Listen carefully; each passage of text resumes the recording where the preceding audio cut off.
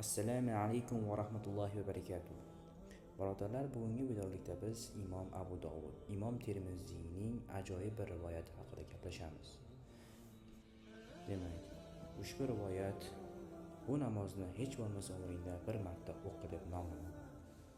Rasululloh sollallohu alayhi va sallam amaklari Abbosga qarata: "Ey Abbos, ey amakiginam, senga ato etaymi? Senga inom qilaymi? Senga luft ko'rsataymi? Seni 10 ta xislatli qilib qo'yaymi? Sen o'shalarni qilsang, Alloh sening gunohlaringni avvalgisi oxirgisini, qadimgisi yangisini, xatosiyu qasdanini, kichigiyu kattasini, maxfiysiyu oshkorini mag'firat qiladi." O'sha 10 xislat 4 rakat namoz o'qishdir. Har rakatda Fotiha va bir surani o'qiysan. Birinchi rakatda qiroatdan keyin tik turgan holingda subhanalloh, valhamdulillah va la ilaha illalloh vallohu akbar deb 15 marta aytasan. So'ng ruku qilasan va rukuda turgan holingda shuni yana 10 marta aytasan. So'ngra boshingni rukudan ko'tarib shuni yana 10 marta aytasan.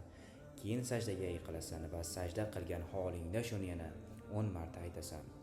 So'ng boshingni sajdadan ko'tarib shuni yana 10 marta aytasan.